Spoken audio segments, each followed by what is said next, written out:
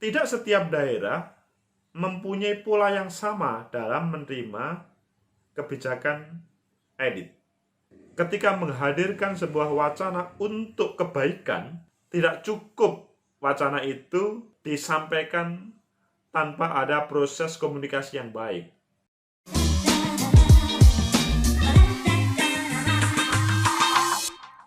Assalamualaikum, salam sejahtera untuk kita semua. Saudara, pecinta masa depan negeri. Hari-hari ini dihebohkan dengan sebuah pernyataan kontroversial dari Mbak Puan. Ayo kita ikuti salah satu berita di CNN Indonesia. Berpaling dari PDIP, upaya Mulyadi jaga suara Pilgub Sumbar. Bakal pasangan calon gubernur dan wakil gubernur Sumatera Barat, Mulyadi Ali Mukni, memutuskan mengembalikan surat rekomendasi PDIP dalam Pilkada serentak 2020. Mereka menyerahkan lagi surat rekomendasi setelah mencuat polemik pernyataan Ketua DPP PDIP Puan Maharani soal Sumbar dan Pancasila. Sudah tahu kan sekitar minggu ini terkait dengan wacana tersebut? Dalam pernyataannya pekan lalu, Puan berharap Sumbar menjadi provinsi yang mendukung Pancasila. Wow, apa ya maksudnya? Kita lanjutkan. Ucapan ini sontak menuai kritik dari sejumlah kalangan, termasuk tokoh masyarakat Sumbar. Ya, semua pernyataan dari elit pasti membawa dampak, mungkin positif ataupun negatif. Respon publik pun pasti juga bervariatif. Itu normal kok. Jadi tidak perlu ditanggapi yang menjadikan disintegrasi kita. Normal. Pengamat politik dari Universitas Andalas, Asrinaldi, menilai langkah Mulyadi Ali Mukni mengembalikan rekomendasi PDIP untuk mengantisipasi isu Puan digunakan lawan politiknya dalam kontestasi 5 tahunan tersebut. Selain itu, pasangan Mulyadi Ali Mukni ingin menanggapi permintaan masyarakat dan sejumlah tokoh yang ingin pasangan tersebut tidak menggunakan SK PDIP. Jadi dari dua dasar tersebut, sang calon Mulyadi Ali Mukni kemudian meninggalkan rekomendasi tersebut. Ya, sebuah dilematis sih antara keinginan, karena mendapatkan rekomendasi itu tidak mudah loh ya, apalagi sudah tertulis tapi kemudian dikembalikan. Wah, berat sekali. Tapi ya bagaimana? Coba kita ikuti selanjutnya. Asriadi mengatakan Mulyadi Ali bisa saja ditinggalkan masyarakat jika memutuskan tak mengembalikan rekomendasi PDIP. Menurutnya perolehan suara Mulyadi Ali bisa tergerus sekitar 2-3% apabila isu tersebut digunakan saat masa kampanye nanti. Jadi akan mengurangi suara kalau tidak dilakukan. Ya berapapun besar kecil pasti sang calon akan berpikir. Lebih lanjut, pengaruh PDIP juga sebenarnya tak begitu besar bagi pasangan Mulyadi Ali. Menurutnya masyarakat Sumbar tak berorientasi terhadap partai tetapi terhadap ketokohan calon. Ini merupakan hal yang perlu diperhatikan. Apakah betul di Sumbar itu ketokohan calon melebihi dari partai? Maksudnya, proses politik lokal itu yang paling berpengaruh adalah ketokohan. Sementara pengamat politik dari Universitas Negeri Padang, Eka Vidya, mengatakan pasangan Mulyadi Ali mengambil momentum dengan mengembalikan rekomendasi PDIP. Menurutnya pasangan tersebut juga mencoba mendengar dan memperjuangkan aspirasi masyarakat. Relatif sama, tujuan lainnya adalah untuk mengurangi serangan dari lawan, memakai SK PDIP setelah pernyataan Puan itu menambah amunisi lawan untuk menyerang Mulyadi Ali. Ini yang diantisipasi. Meskipun demikian, Vidya menyebut pengaruh PDIP terhadap perolehan suara pasangan Mulyadi Ali juga tak begitu besar di Sumbar. Menurutnya, ia akan kehilangan suara dari PDIP saja. Meskipun menurut saya, ya sekecil apapun tetap berpengaruh. Selisih 1 suara saja tetap berpengaruh terhadap kemenangan dan kekalahan. Tapi mungkin sudah bisa diprediksi terkait siapa yang lebih atau selisihnya mungkin terlalu banyak. Tapi sebenarnya ya ini perlu diperhatikan. Pernyataan Puan terkait harapan Sumbar mendukung Pancasila berujung polemik di tengah masyarakat. Akhirnya, pasangan bakal calon gubernur wakil gubernur Mulyadi Ali memutuskan mengembalikan surat rekomendasi PDIP. PDIP pun memutuskan tak mengambil bagian dari Pilkada Sumbar 2020. Apa boleh buat? Dengan demikian, pasangan Mulyadi Ali Mugni hanya diusung oleh Partai Demokrat dan PAN. Padahal kalau di beberapa daerah rekomendasi dari PDIP itu sangat ditunggu, tetapi memang setiap daerah berbeda sih. Dan ini adalah apa yang disampaikan di Sumbar mungkin agak berbeda. Sekjen PDIP Hasto Kristianto mengatakan Mulyadi tak kokoh dalam bersikap sebagai pemimpin lantaran mengembalikan surat rekomendasi PDIP setelah terjadi polemik pernyataan Puan. Menurutnya, Puan hanya berharap agar masyarakat Sumbar dapat menjadi lebih baik lagi dan meneladani pahlawan-pahlawan bangsa. Sebuah kritik yang bagus dari Sekjen PDIP untuk sang calon. Saudara, pecinta masa depan negeri, itu adalah sesuatu yang perlu kita klarifikasi. Itu menjadi wacana yang menarik untuk kita bahas pada saat ini.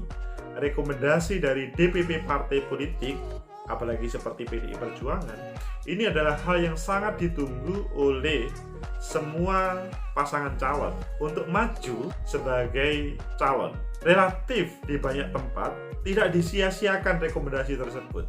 Sekecil apapun, bahkan tidak punya kursi pun, rekomendasi itu tetap dicari sebagai alat legitimasi bagi sang calon untuk maju. Semakin banyak, menurut dia relatif legitimasinya lebih besar.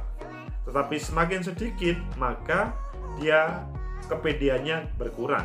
Meskipun mungkin di beberapa tempat berbeda ya, tetapi ini mayoritas seperti itu. Hal ini terjadi karena ya berbicara Pancasila itu sebetulnya hal yang biasa.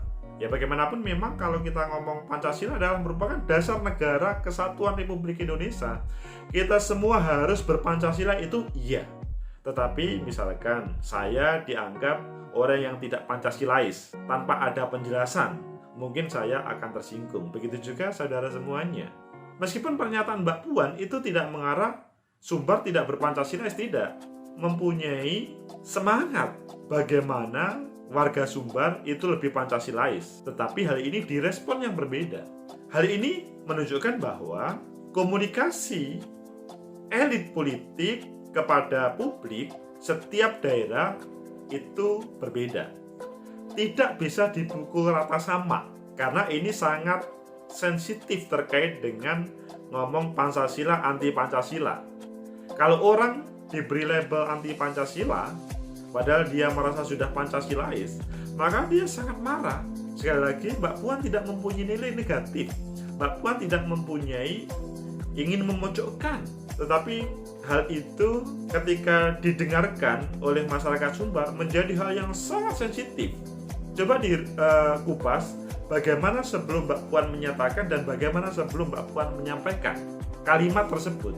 Sangat mungkin suasana kondisinya berbeda dengan yang dialami warga Sumbar yang membaca berita tersebut. Akhirnya dipukul rata seakan-akan negatif semuanya. Ini menjadi wacana yang bagus untuk pengembangan demokrasi kita, bahwa elit kita ketika menghadirkan sebuah wacana untuk kebaikan, tidak cukup wacana itu disampaikan tanpa ada proses komunikasi yang baik. Sensitivitas hati itu lebih mudah tersinggung. Dan setiap daerah, karena kita kan berada di Indonesia yang sangat beragam ya, 34 provinsi yang beragam warga sukunya, golongannya beragam. Ketika mengarah kepada hal tersebut sangat sensitif.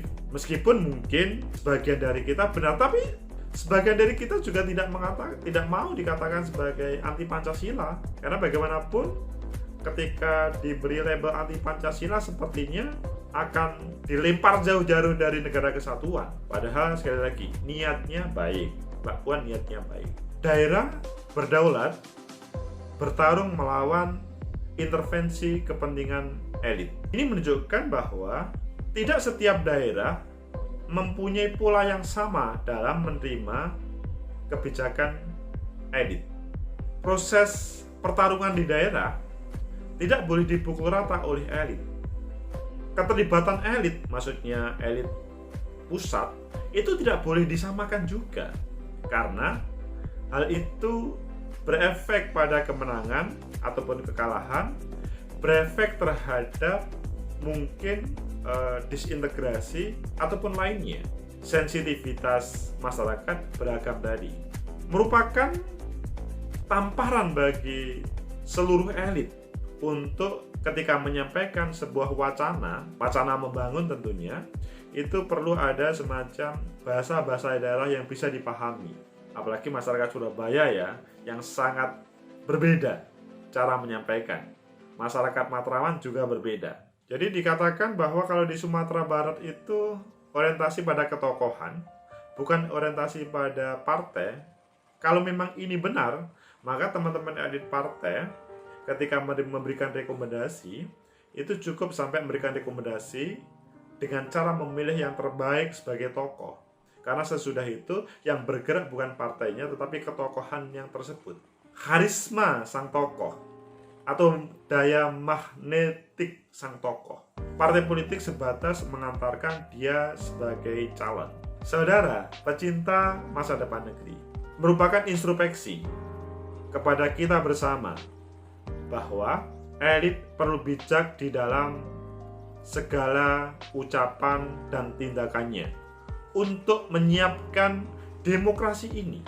Sekali lagi, niat yang baik itu perlu dikomunikasikan pada kelompok-kelompok yang ada supaya bisa nyambung. Kalau tidak bisa nyambung, yang terjadi adalah ia salah paham. Niat baiknya tidak sampai kepada masyarakat pemilih atau warganya, siapapun partainya. Kebetulan pada saat ini adalah kasus di PDI Perjuangan. Ini kita menjelaskan ke semuanya, semua partai. Karena tanpa ada komunikasi yang bagus, maka sangat mungkin sebuah partai politik akan ditinggalkan oleh masanya. Bagaimanapun kalau berbicara Indonesia kan dia harus bisa berkomunikasi secara politik, bahkan secara kemanusiaan dengan seluruh rakyat Indonesia. Dan salah satunya adalah di Sumatera Barat. Introspeksi tersebut yang berdasarkan dari kritik publik perlu diresapi untuk jalan selanjutnya. Karena sekarang tahapan pilkada masih pendaftaran, selesai pendaftaran. Masih Oktober atau September, Oktober, November, Desember awal. 3,5 bulan lagi atau 3 bulan 1 minggu lagi proses pilkada dilaksanakan. Kalau tidak ada komunikasi yang baik, sangat mungkin hal yang negatif ini muncul kembali. Niat baik yang dihadirkan oleh elit partai direspon negatif oleh masyarakat pemilih.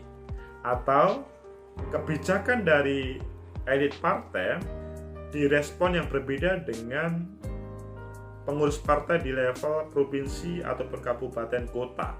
Ya memang bagaimanapun menjadi elit politik itu mampu untuk berkomunikasi dengan semuanya. Yang perlu ditegaskan, setiap calon dalam proses kontestasi ingin menjadi pemenang. Setiap partai politik ketika proses kontestasi juga ingin menjadi pemenang. Tidak ingin satu pun meskipun kalah itu dijadikan kambing hitam atau menjadi korban dari proses sara ataupun lainnya. Dengan cara seperti itu, pilkada hadir secara berdaulat, luber dan jurdil. Semoga ada manfaat.